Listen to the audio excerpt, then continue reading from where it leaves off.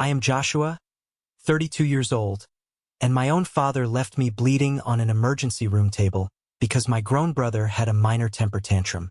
Before I tell you about the explosive moment I finally cut them off and took my life back, let me know where you're watching from in the comments. The first thing I remember is the smell.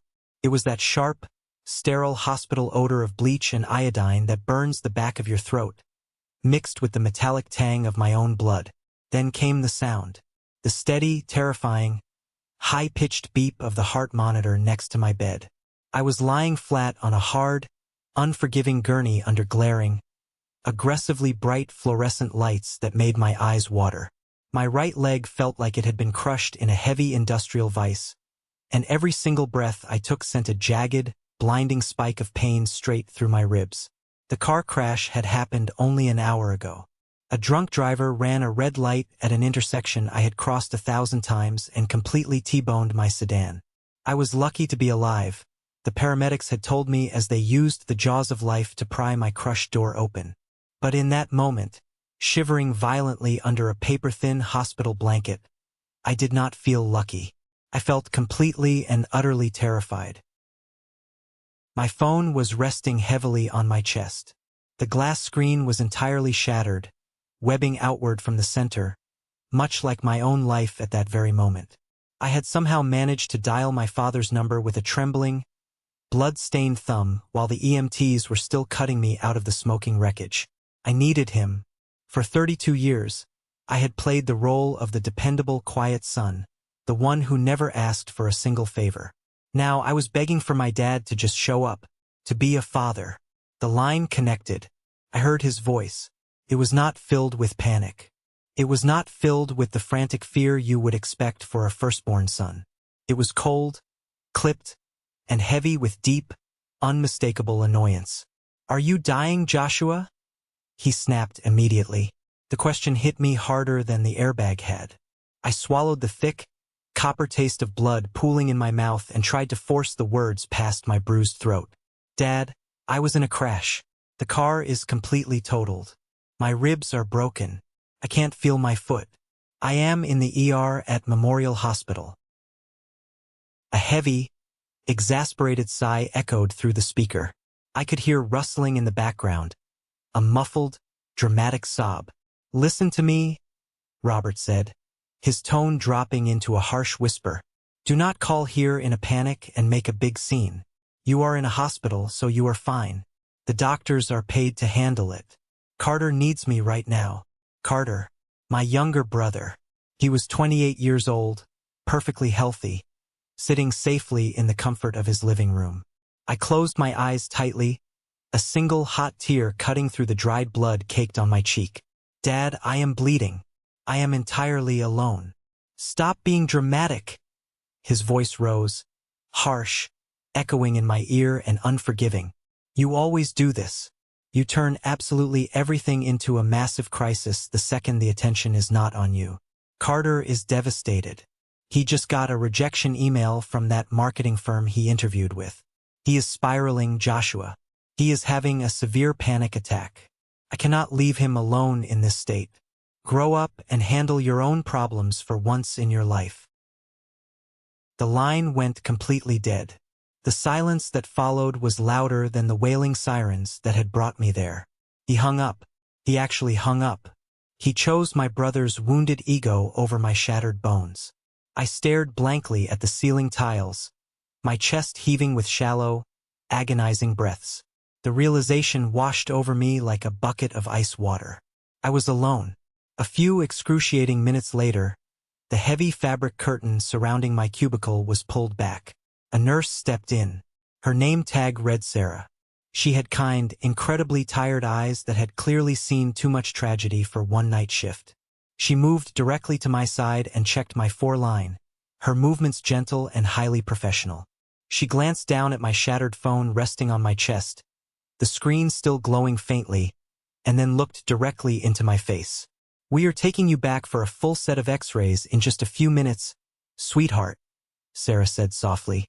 She reached out and pulled a warm, heavy cotton blanket from a nearby cart. She draped it over my trembling body, carefully tucking the edges around my shivering shoulders to trap the heat.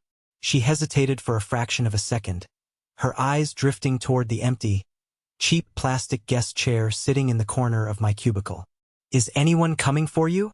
Family? A friend? I desperately wanted to say yes. I wanted to proudly tell her that my father was rushing through the sliding glass doors right now, demanding the front desk let him see his son.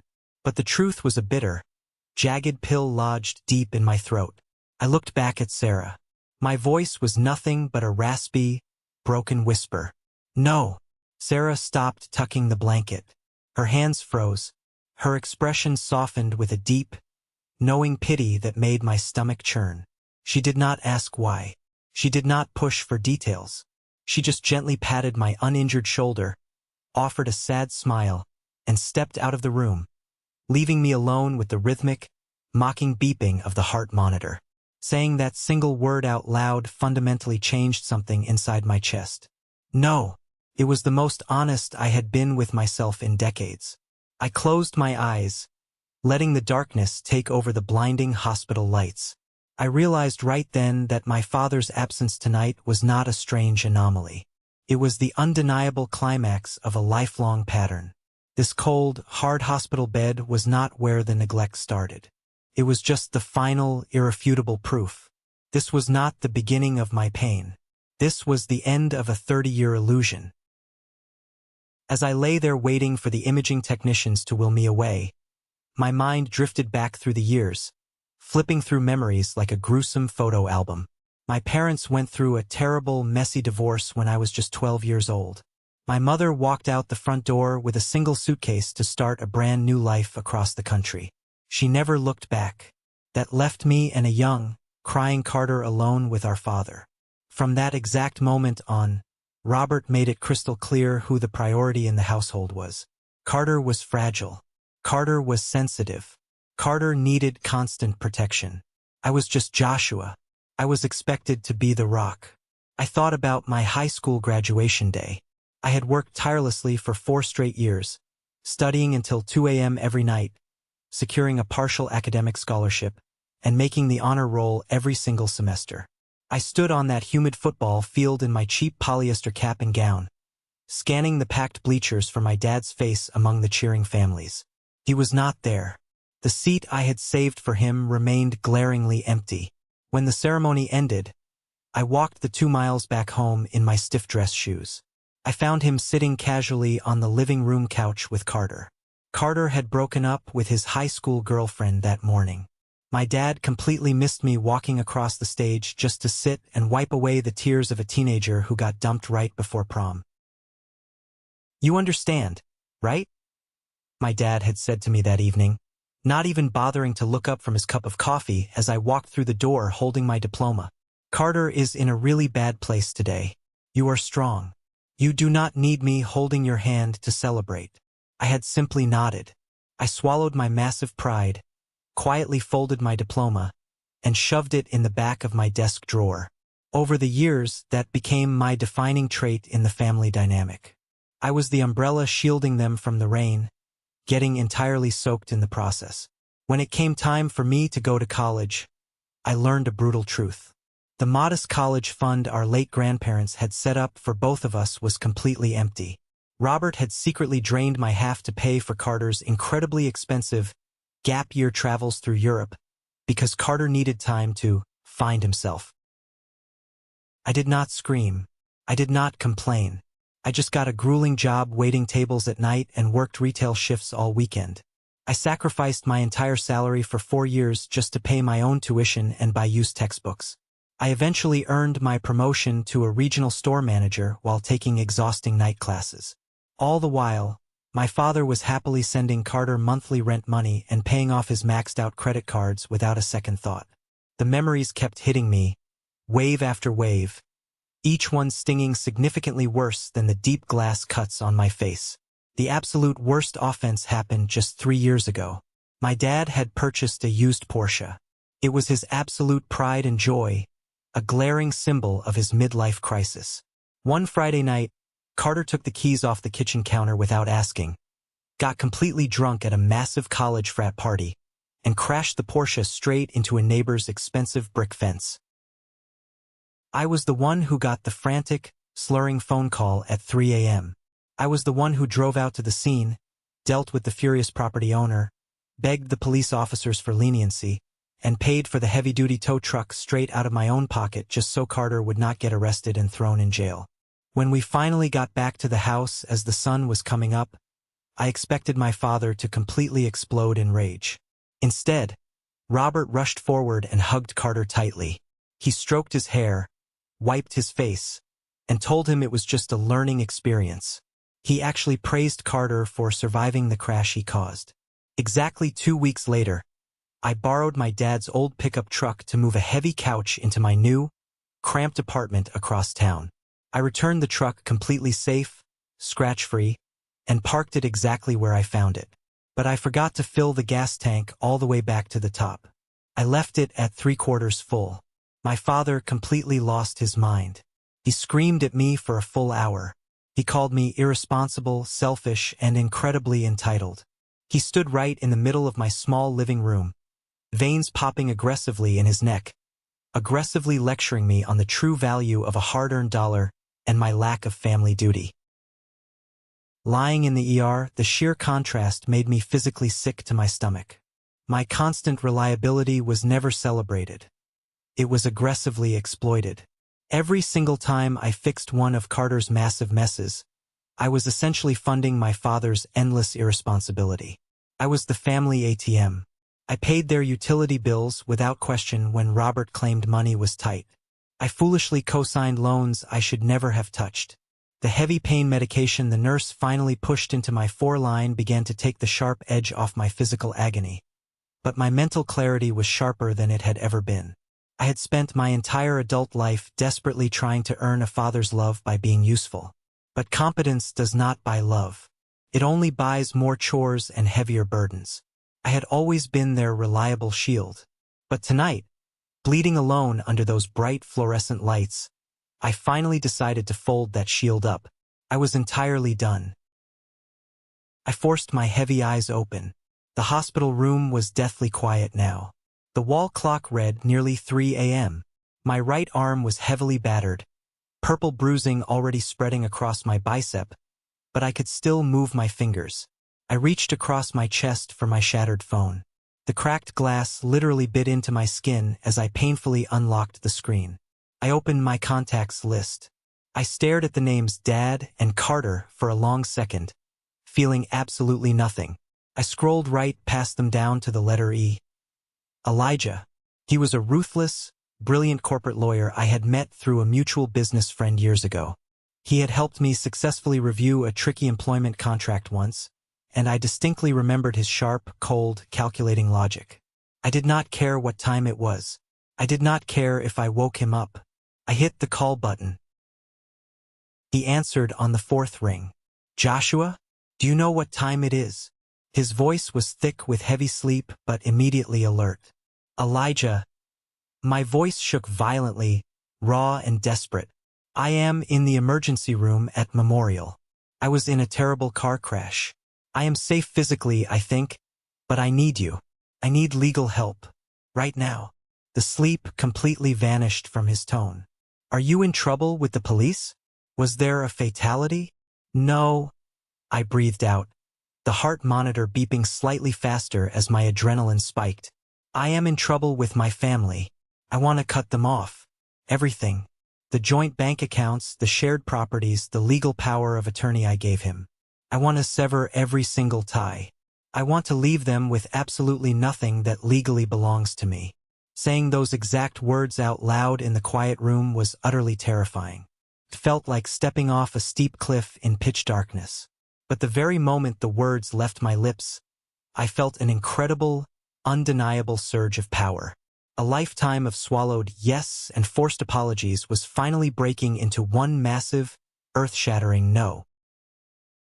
Okay, Elijah said smoothly, his voice acting as a steady, unbreakable anchor in my chaotic storm. Do you have the necessary documentation? Yes, I replied instantly. Everything is saved on my laptop. I had begged a passing nurse to retrieve my heavy laptop bag from the twisted wreckage of my car when the tow truck driver brought my personal belongings into the lobby. Miraculously, the heavy-duty padded case had protected the computer entirely. With my good, uninjured arm, I dragged the black bag up onto the hospital bed and awkwardly flipped the screen open. The bright bluish glow illuminated the dark, sterile room. I aggressively typed in my passwords, logging directly into my banking portals to send Elijah the preliminary screenshots of our joint finances. I started pulling up the main joint account I shared with my father, the specific account I deposited money into religiously for family emergencies. I immediately noticed something was horribly wrong. My available balance was significantly lower than it should have been. Thousands of dollars were simply missing. My heart pounded violently against my bruised ribs. I rapidly clicked into the detailed transaction history. There, buried under a massive sea of electric bills and grocery runs, was a massive recurring monthly deduction. A loan payment. I dug deeper, fingers flying across the trackpad, accessing my full credit report through a secondary financial portal. My stomach completely dropped. The room spun. There was a massive second mortgage taken out against the small, rustic cabin I had inherited from my grandfather. The inheritance that was supposed to be my ultimate safety net. The loan was entirely in my name, legally authorized by the power of attorney I had foolishly signed over to my father 3 years ago when I had a major abdominal surgery and just wanted to make sure my bills were paid if things went horribly wrong on the operating table. He had leveraged my property behind my back. I frantically looked at the routing numbers attached to the loan disbursement. The massive funds from that fraudulent mortgage had gone directly into Carter's private checking account. Robert had actually used my grandfather's inheritance to fund Carter's lavish lifestyle. His ridiculous designer clothes, his expensive sports car lease, his overseas vacations. My initial shock quickly morphed into pure, unadulterated disgust. The last remaining, pathetic thread of guilt I felt about cutting them off snapped completely. This was no longer just about emotional neglect. This was calculated financial abuse.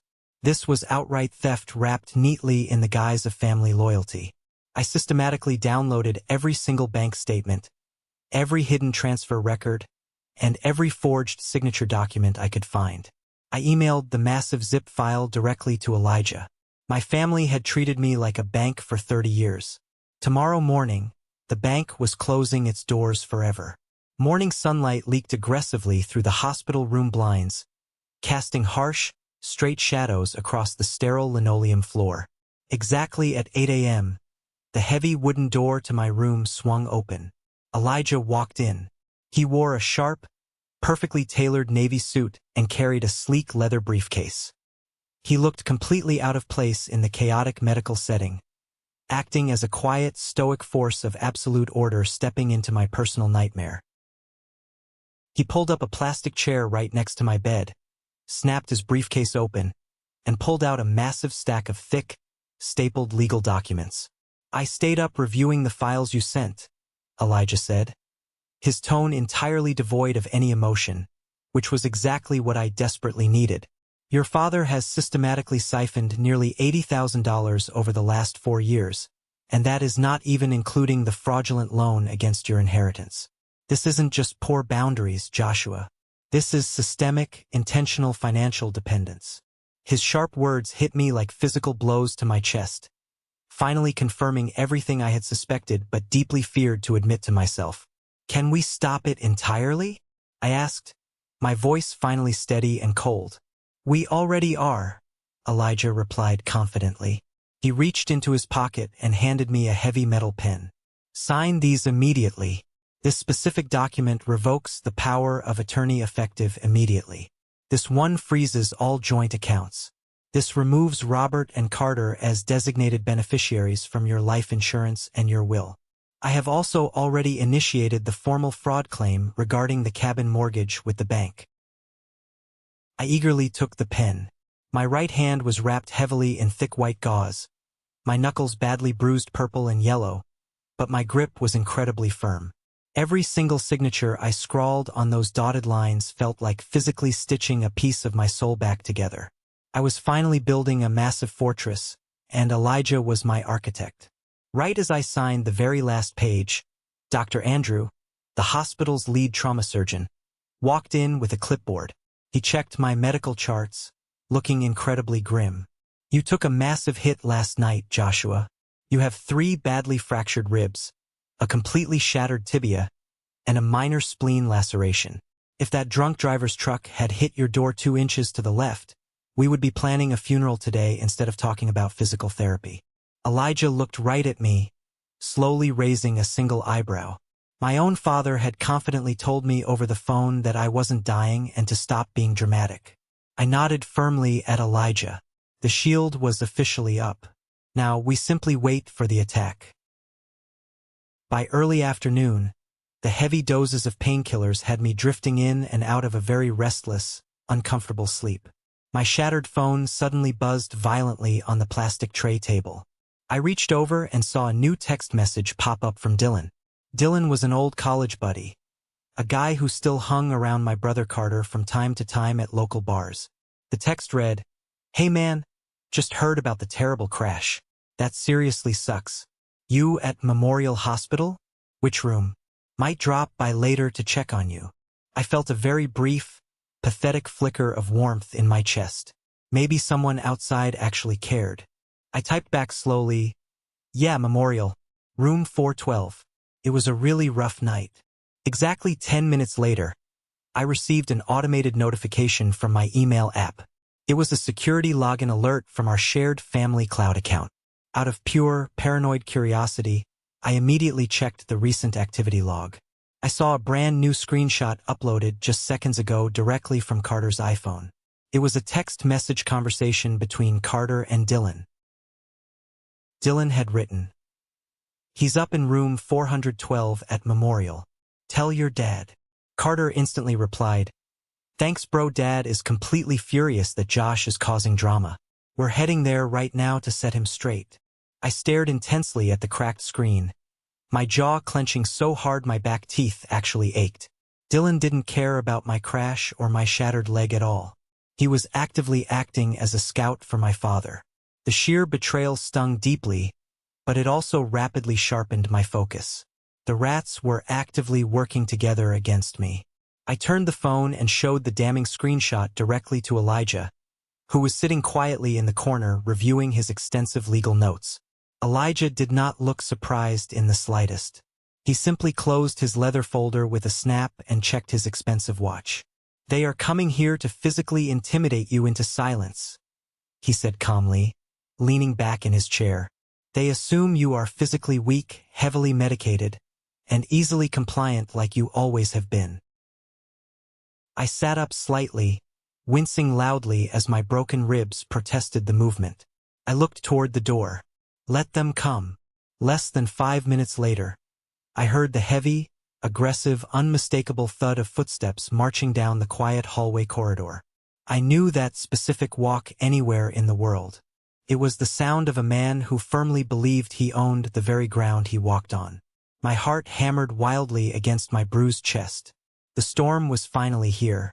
The heavy wooden door to hospital room 412 flew violently open without a single knock. It slammed loudly against the drywall with a massive bang. Robert marched straight into the room, his face flushed and angry, bright red. His tie loosened messily around his thick neck. Carter trailed right behind him, wearing expensive designer sunglasses indoors like some sort of ridiculous celebrity hiding from the paparazzi. He looked perfectly fine. No red eyes, no tears, absolutely no signs of a devastating panic attack.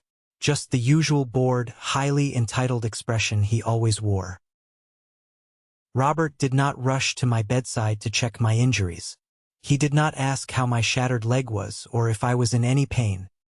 He stood aggressively at the foot of my bed, planted his heavy hands on his hips, and glared fiercely down at me. "What the hell is wrong with you?" Robert barked loudly, his angry voice echoing in the small room. "Do you have any idea how much unnecessary stress you caused this family today?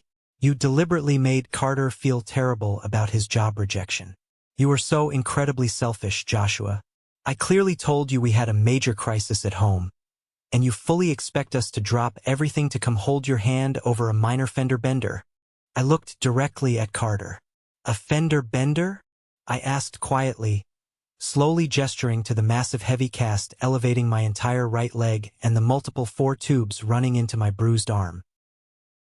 Carter scoffed loudly, dramatically crossing his arms over his chest. You always exaggerate absolutely everything. Dad said you were perfectly fine. I needed him here with me. You have a stable salary. I don't. Try having some basic empathy for your family for once in your life. Then, Robert finally shifted his gaze and noticed the man in the sharp suit sitting quietly in the corner of the room. He frowned deeply. Who the hell is this guy? Are you bothering the busy hospital staff now too? Elijah stood up slowly, calmly buttoning his tailored suit jacket. His sheer presence commanded the entire room instantly. My name is Elijah Grant. I am Joshua's legal counsel. Carter let out a sharp, incredibly mocking laugh. A lawyer? Seriously, Josh? What? Are you aggressively suing the guy who hit your car to get some quick settlement money, so you can finally stop whining about your salary? No, I said, my voice dropping an octave lower. The air in the room grew ice cold. I looked my father dead in the eyes, refusing to blink. He is not here for the drunk driver. He is here for you. Robert's face instantly contorted into a wild mix of deep confusion and pure, unadulterated rage. Excuse me? After absolutely everything I did for you? I raised you in my house. I put clothes on your back when your mother left. I paid for your childhood.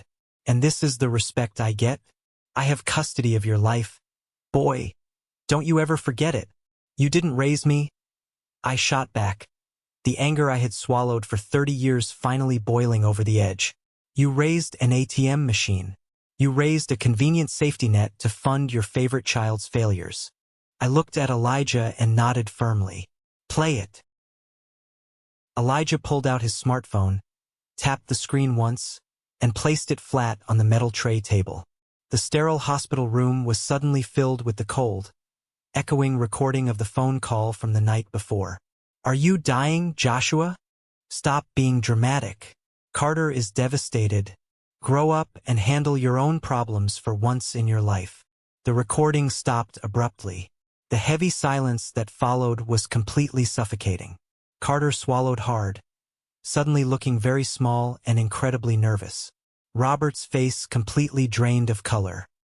He opened his mouth to speak, to spin a familiar lie, but Elijah ruthlessly cut him off. As of 10 minutes ago, Elijah said, his voice ringing with absolute, terrifying authority. Joshua has officially revoked your legal power of attorney. All joint bank accounts have been entirely frozen and the funds transferred to a secure, private trust. You have been legally removed as beneficiaries from all estate planning. Robert lunged forward wildly, aggressively grabbing the footboard of the hospital bed. You can't do that to me. That money belongs to this family. How is Carter supposed to pay his rent next month? That is exactly the point, Elijah continued relentlessly, pulling out a thick manila folder and slamming it hard onto the table. We also found the fraudulent second mortgage you illegally took out on Joshua's inherited cabin. We have filed a formal report with the bank's fraud department. If you ever attempt to contact Joshua regarding finances again, we will immediately press criminal charges for identity theft and embezzlement. I watched the exact, terrifying moment my father realized his entire kingdom had collapsed. His mouth hung open in shock. The arrogant posture vanished instantly, replaced by the trembling reality of an old man who just lost his only cash cow. He looked at me, expecting to see the frightened, obedient son he had molded. Instead, he saw a stranger made of pure stone. Here is the thing about power. Once you realize the person holding the leash is actually weaker than you, the leash just falls away. This was the moment that changed absolutely everything. I had finally taken the wheel of my own life. If you've ever had to stand up to toxic family, hit the like button and drop a 1 in the comments. It helps me know I am not alone in this fight. Joshua, please, Carter whined pathetically, his voice cracking loudly. He practically pushed past our stunned father to get closer to my bed. The arrogant sunglasses were quickly ripped off. The extreme entitlement was entirely gone. replaced by the pathetic, crying desperation of a parasite realizing it is losing its host. I don't have a job right now. The rent is due next week. You know my anxiety acts up severely when I don't have financial stability. You can't just abandon me like Mom did. I looked closely at my younger brother. I actively searched my heart for the familiar, painful pang of guilt, the deep urge to fix it, to rescue him like I always did. I waited for the pity to arrive, but there was absolutely nothing there. Just an empty, hollow, incredibly peaceful space. "You are 28 years old, Carter," I said, my voice completely devoid of any emotion. "Your rent is not my problem anymore. Your anxiety is not my problem." I was lying on a gurney coughing up my own blood, and you made it entirely about a marketing job rejection. Do not ever speak to me about abandonment. Robert took a shaky step back, his hands shaking violently at his sides. He pointed a trembling, furious finger at me. "You are dead to me. Do you hear me? You walk down this road today, you lose your family forever.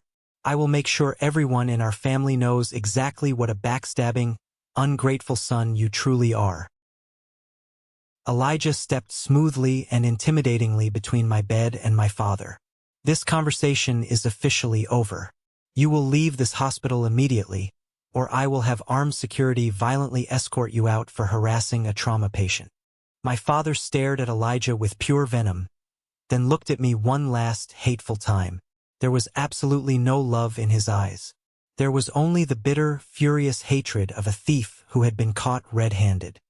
He violently turned on his heel and stormed angrily out of the hospital room. Carter lingered for a pathetic second, actual tears spilling down his cheeks, waiting for me to break and hand him my credit card. I just turned my head away to look out the window. A second later, the heavy door clicked shut. They were gone.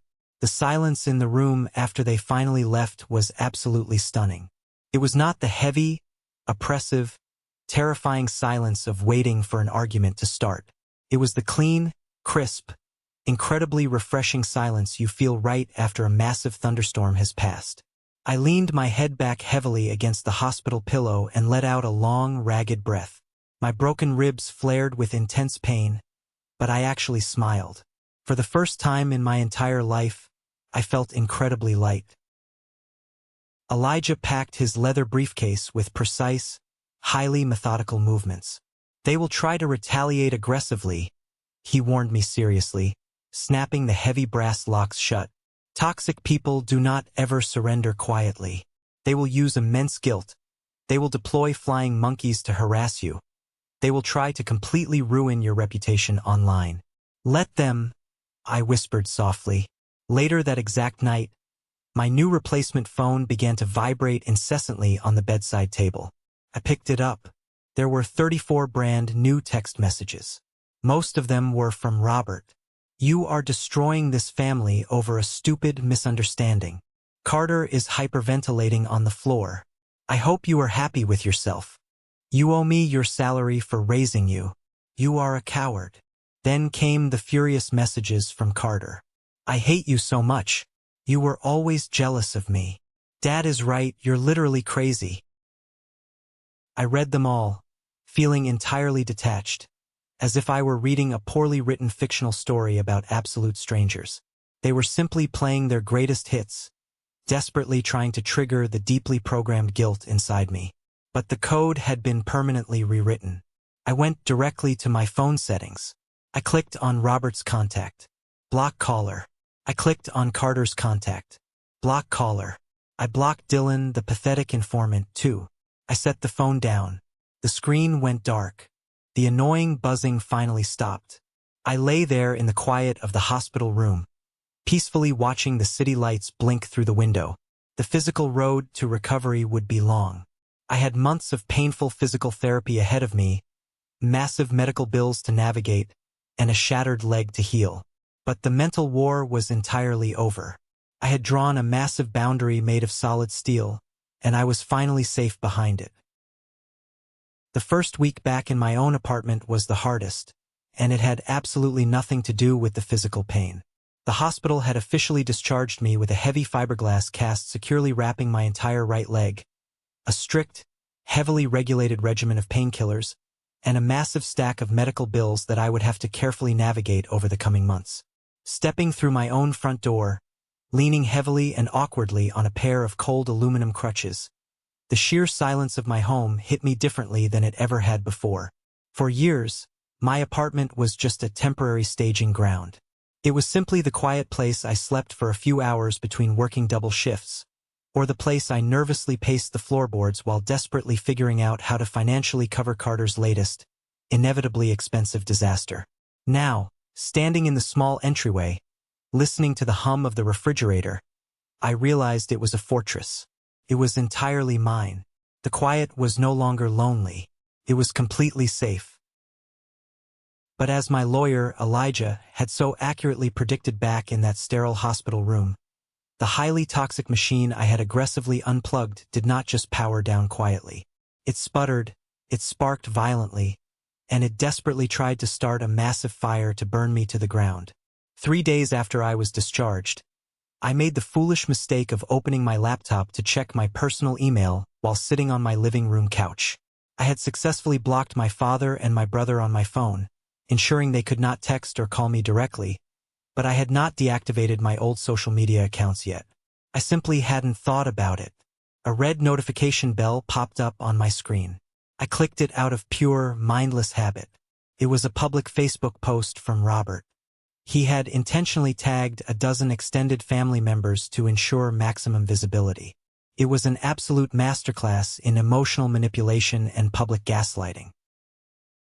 Sometimes the people you sacrifice your entire life for are the ones who betray you the deepest. The incredibly dramatic post read, I raised my boys as a dedicated single father. After the brutal divorce, I fought aggressively for full custody because I loved them. I gave them absolutely everything. I worked my fingers to the bone to provide a solid roof over their heads and warm food on their plates. I sacrificed my own happiness. And today, in my old age, I learned that family loyalty means absolutely nothing to some people. Please pray for my youngest son, Carter, who is going through an incredibly dark, depressive time right now, while others in this family arrogantly turn their backs on us over petty, insignificant financial grievances. Family is supposed to be forever. I sat completely frozen, staring at the glowing screen. The sheer, unadulterated audacity of the post was breathtaking. My jaw clenched so tight my teeth ached. He had successfully, shamelessly rewritten our entire family history in a single, perfectly crafted paragraph. There was absolutely no mention of the horrific car crash. There was no mention of me bleeding alone on a cold hospital gurney while he complained about Carter's hurt feelings. There was no mention of the fraudulent, illegal second mortgage he secretly took out against my grandfather's inheritance to fund Carter's designer wardrobe. To the outside world, to our aunts and uncles and old family friends, I was just a bitter, wealthy, incredibly ungrateful son who had inexplicably abandoned his poor, struggling, heroic father. The comments section beneath the post was a disgusting swamp of enablers. Extended family members I hadn't seen or spoken to in a decade were piling on with eager judgment. So incredibly sorry, Robert. Kids these days have absolutely no respect for their elders. Stay strong. Loyalty is everything. He will realize his mistake eventually. You are a great father. Don't let anyone tell you otherwise. We are praying for Carter. My chest tightened painfully. A hot flush of pure rage crawled up my neck. My hands hovered aggressively over the laptop keyboard. Every single survival instinct I had developed over 30 years screamed at me to defend myself. I desperately wanted to type out the brutal truth. I wanted to publicly post the audio recording of him telling me to stop being dramatic while I was literally coughing up my own blood. I wanted to upload the highlighted bank statements clearly showing how he stole my inheritance to buy Carter a luxury watch. I wanted to aggressively burn his fake public image right to the ground and watch the ashes scatter.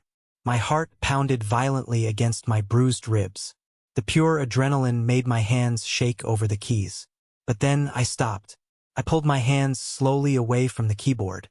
I closed my eyes and remembered the cold, highly clinical look on Elijah's face when he handed me those legal documents in the hospital. "Silence is absolute power," Elijah had said, his voice ringing in my memory. "When you actively argue with a manipulator, you are just feeding their false narrative.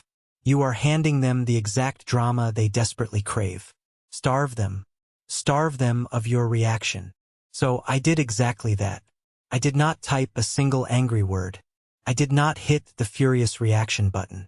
I simply navigated into my account settings, clicked the security tab, and permanently deactivated my entire profile.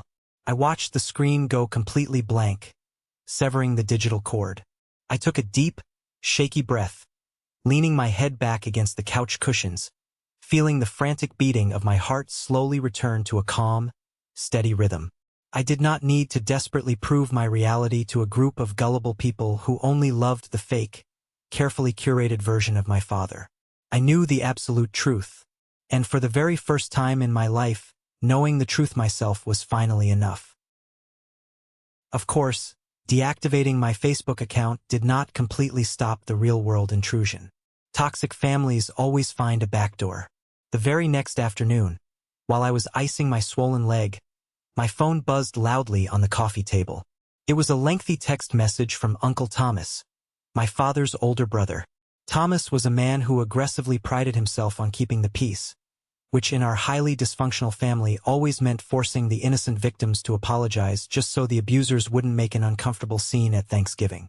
"Joshua," the text read, jumping right to the guilt trip, "your dad called me crying his eyes out this morning. He says you aggressively froze all the joint bank accounts and hired a vicious corporate lawyer to attack him. You need to call off the dogs right now. I don't care what silly argument you guys had yesterday. You do not ever involve lawyers with your own flesh and blood. You are completely destroying your father's health with this stunt. Be the bigger person, pick up the phone and call him. He is your blood." I read the text twice. A month ago, receiving a message exactly like that would have sent me into a devastating tailspin of immense guilt. I would have frantically drafted 10 different apologies, desperately trying to explain my side of the story while simultaneously begging for their forgiveness just to make the anxiety stop. Now, sitting in my quiet, safe apartment, I just felt profoundly exhausted by the sheer predictability of it all. Uncle Thomas was the classic flying monkey. He didn't care about my physical injuries or my well-being. He just wanted me to quickly get back in line, take my designated beating, and resume my role as the family ATM so Robert would stop complaining to him.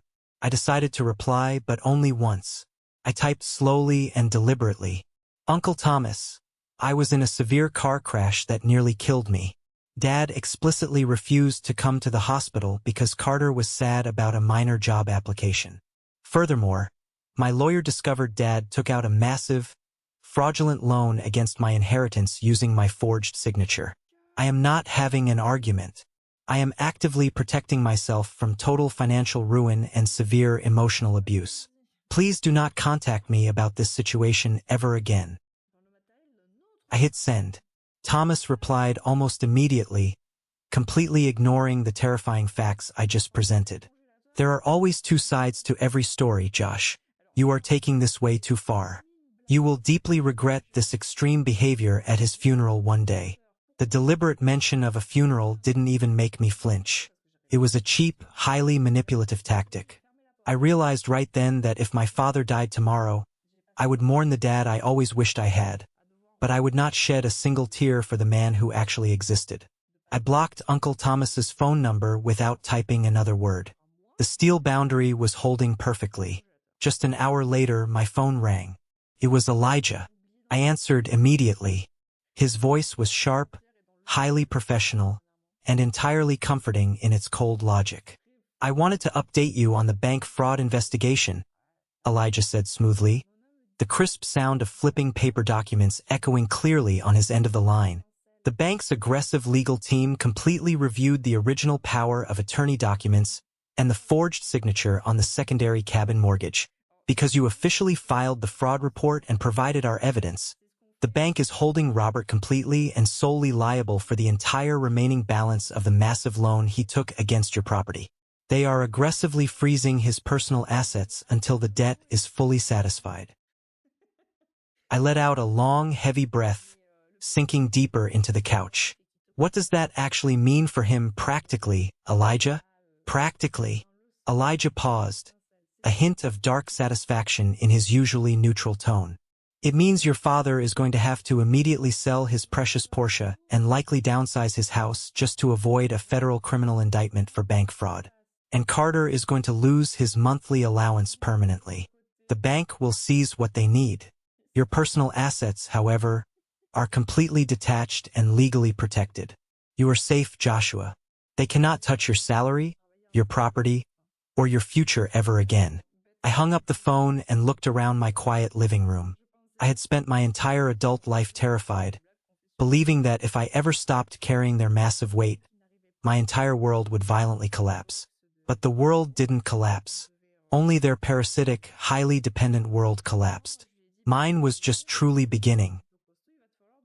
While the toxic blood relatives I had spent my entire life blindly serving were busy crucifying my name on the internet, an entirely different kind of family started to emerge quietly from the woodwork. Started very small. A few days after the ridiculous Uncle Thomas incident, I heard a soft, hesitant knock on my front door. I grabbed my aluminum crutches, hauled myself upright, and hobbled over, looking carefully through the peephole. It was Ryan, a younger guy I directly managed at the retail company. We were friendly at work. Sure, but we usually just talked about weekend sports scores or monthly inventory numbers. We never talked about deep, personal issues. I unlocked the deadbolt and opened the door. Ryan was standing there awkwardly holding two massive, heavy aluminum trays of baked ziti and a large, overflowing grocery bag. He looked slightly nervous but entirely genuine. "Hey boss," Ryan said, shifting the heavy trays to balance them. "The team at the store heard about the terrible crash. We know you worked incredibly hard to get that big promotion right before this happened, and we really didn't want you stressing out about cooking or shopping while you're laid up in a cast. I brought enough baked pasta to feed you for a solid week, and some fresh groceries for the fridge." I was completely stunned. I stepped back awkwardly to let him into the apartment. "Ryan, you really didn't have to do this. I'm fine. I can order delivery." "Shut up, man," Ryan laughed gently, walking straight to my small kitchen and efficiently loading the food into my refrigerator. "You literally never ask anyone for help. Ever. We noticed that, so we decided not to ask your permission, we just brought it. The whole store pitched in for the groceries. We need our best manager back on his feet, but take your time. We have the sales floor completely covered." He didn't pry into my family situation. He didn't ask awkward questions about why my father wasn't there taking care of me. He didn't ask why I was recovering entirely alone. He just saw a genuine human need and quietly filled it. As he walked out the door a few minutes later, giving me a quick, supportive fist bump, I felt a strange, hot prickling sensation behind my eyes. The very next morning, I opened my front door to grab the Daily Mail.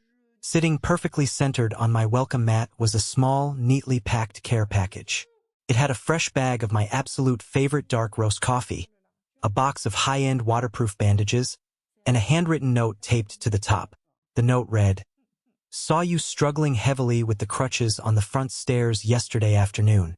If you ever need me to take out your heavy trash, run a quick errand to the pharmacy, or just want to sit on the back porch and drink a cold beer without having to talk, just knock hard on apartment 4B. Luke." Luke was my next-door neighbor. We had lived right next to each other for over 2 years and had rarely exchanged more than a polite, quick nod in the hallway while passing. Yet here he was, offering exactly the kind of quiet, undemanding, solid support my own father had never been capable of giving me in 30 years. But the specific moment that finally broke me wide open came late that evening. My phone buzzed loudly with a text from an unsaved phone number.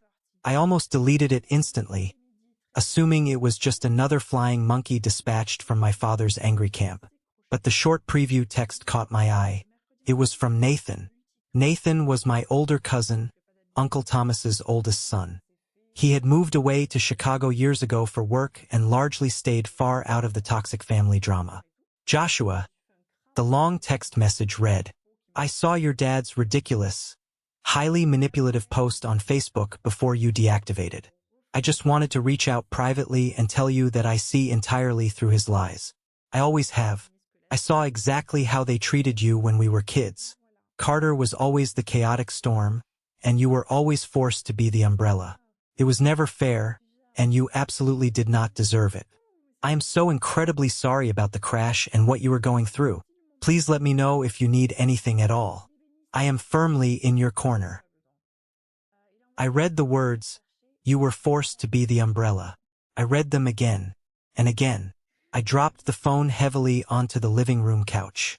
I sat down heavily on the cushions, leaned forward, and buried my face deeply in my hands. And for the very first time since the horrific, deafening sound of crunching metal during the car crash, for the very first time since hearing my father's incredibly cold voice dismiss my pain in the emergency room, I cried.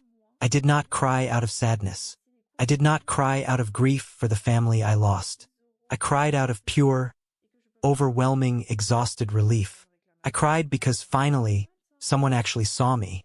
Someone completely validated my reality without me having to beg, explain, or present a massive, stressful presentation of legal evidence. I wept until my chest heaved violently and my broken ribs ached fiercely. I let go of 30 years of deeply buried resentment, washing it completely away with heavy tears I should have shed decades ago. Blood absolutely does not make a family. Blood just makes you biologically related. Family is the people who willingly stand in the dark with you when the lights go completely out. Family is the hardworking coworker who brings you hot food. Family is the quiet neighbor who offers to take out your heavy trash. Family is the distant cousin who bravely calls out the abuser. I had a loving family all along. I just had to aggressively clear out the toxic waste in my life to finally see them standing there. Months slowly passed. The heavy, suffocating, humid summer heat eventually gave way to the crisp, cool, refreshing air of autumn. My physical recovery was absolutely brutal. There were dark days when the throbbing pain in my shattered tibia was so intense I could barely make it from my bed to the kitchen to get a glass of water.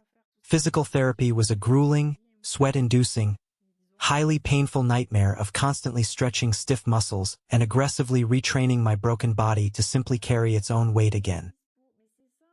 But with every single painful step I took in that clinic, I was getting significantly stronger. My bones were actively knitting back together, thicker and far more resilient at the exact breakpoints. And my mind was doing the exact same thing. The specific day the orthopedic doctor finally took the loud mechanical saw and cut the heavy, suffocating fiberglass cast off my right leg was a massive milestone. My leg looked pale, thin, and highly atrophied. But when I carefully placed my bare foot on the cold linoleum floor of the medical clinic, it held my weight. I used a sleek, black medical cane for several weeks after that, slowly and deliberately transitioning from a heavy, painful limp to a steady, highly confident stride. By the time the very first snow fell in the city, I walked confidently into my office building completely unassisted. My promised promotion had been faithfully held for me by upper management. I stepped into my brand new corner office, looked at the shiny brass nameplate sitting on the heavy mahogany desk, and realized something incredible. For the first time in my entire life, every single dollar of my new, higher salary belonged entirely to me. There were no phantom, aggressively inflated utility bills to pay for Robert. There were no emergency financial bailouts for a younger brother who completely refused to grow up and get a job. The deep, burning resentment I used to feel over my stolen college fund slowly faded away, replaced by the sheer pride of knowing I built my success with my own two hands. My bank account was steadily growing, my credit score was flawless, and my future was a completely blank, beautiful canvas.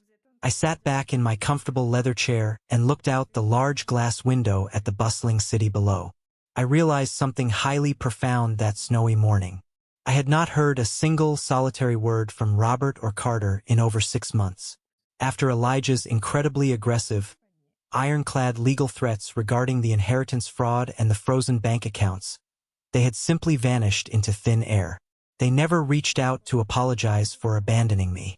They never sent a cheap get-well card. They never once called to ask if my leg had healed properly or if I was still in physical pain. They simply found new, easily manipulated victims to complain to and new, pathetic ways to survive without their designated ATM machine. In the very beginning, during those first few terrifying weeks alone in my apartment, a tiny, deeply damaged part of my inner child had secretly hoped they would realize their massive, catastrophic mistake. I had foolishly hoped the sudden shock of losing me would wake my father up. I had hoped he would show up at my front door, crying real tears, begging for my forgiveness, and finally realizing my true worth as his son. But as the long months rolled by, that pathetic hope completely evaporated. And it wasn't replaced by deep sadness. It was replaced by immense, overwhelming gratitude. If they had actually apologized, I might have been foolish enough to let them back into my life. Their absolute, cowardly silence was the greatest gift they could have ever given me. It definitively proved that my harsh boundaries were entirely correct. It proved that they never truly loved me. They only loved what I could continuously provide for them. When the free provision permanently stopped, the relationship instantly ceased to exist. I recently drove past the quiet suburban neighborhood where I grew up. I didn't plan the route intentionally. It was just a random detour due to heavy highway traffic. I drove slowly past the old, familiar house. The front lawn looked slightly unkempt and overgrown. The driveway was completely empty. There was no fancy, expensive Porsche parked proudly out front anymore. The bank had clearly taken it, just as Elijah promised. I looked at the house where I had spent decades desperately trying to earn a father's love that simply did not exist. I didn't feel anger burning in my chest. I didn't feel a lingering, painful sense of loss. I just felt a profound, incredibly peaceful indifference. It was just a house. The people inside it were just deeply flawed people. They had absolutely no power over me anymore. I tapped my fingers on the steering wheel, merged smoothly back into the flow of traffic, and drove forward toward my new life. Healing from toxic family abuse is not at all like healing from a broken bone. A bone breaks, a doctor sets it, and it returns to normal. Healing from a lifetime of severe emotional manipulation means you have to completely rebuild your entire reality from the ground up. You have to actively mourn the loving parents you truly deserved but never actually got. You have to fully accept that the so-called golden child will never validate your pain because their entire survival completely depends on aggressively denying it. You have to finally learn that saying no does not make you a bad person. It makes you a protected person. I am 33 years old now. I am walking perfectly without a cane. My healed ribs do not ache when it rains anymore. My career is thriving. My savings are totally secure, and my circle of friends, my carefully chosen family, is fiercely loyal and incredibly kind. The horrific car crash that nearly ended my life was actually the terrifying catalyst that finally started it. They arrogantly thought leaving me bleeding in that emergency room would firmly remind me of my lowly place. They thought it would permanently break my spirit and force me to beg on my knees for their tiny scraps of affection. Instead, it completely woke me up. It armed me with the truth. It gave me the brilliant clarity to pick up the pen, firmly sign those legal documents, and completely erase them from my story forever. I stopped bleeding for their fake approval. I stopped setting myself on fire just to keep them warm. And in the cold, crisp air of my newly established boundaries, I finally learned how to truly breathe. Before we wrap up this video, I want to take a moment to look directly at you. Yes, you. If you are listening to my story and feeling a tight knot in your stomach because this dynamic sounds a little too familiar in your own life, I need you to hear this very clearly. Loyalty is a beautiful human trait, but blind loyalty to toxic blood relatives is a miserable prison sentence. We are culturally conditioned to believe that family is an unconditional bond, that we must quietly tolerate endless emotional abuse, blatant financial exploitation, and severe disrespect just because we happen to share the same DNA. That is a dangerous, highly manipulative lie designed to keep you trapped. The biggest educational lesson I learned from this entire nightmare is that you absolutely cannot heal in the exact same environment that made you sick in the first place. Setting a firm, non-negotiable boundary is not an act of cruelty. It is the ultimate act of self-preservation. When you cut off a toxic family member, you are not destroying the family. You are simply refusing to participate in the destruction of yourself. Your hard-earned salary, your rightful inheritance, your mental health, and your daily peace of mind belong exclusively to you. Do not ever let anyone use the word family as a lockpick to break into your life and steal your joy. You do not owe anyone your survival. You do not need to wait for a fake apology that will never come to find your own closure. You are fully allowed to walk away. You are fully allowed to be happy. If this story resonated with you, or if you found genuine value in these lessons, please drop the word good in the comments below. Or better yet, share the most important lesson you are taking away from my experience. Let's build a strong community of people who bravely choose peace over toxic loyalty. Thank you so much for listening. Thank you for your incredible support. And remember, your life belongs to you. Take the wheel.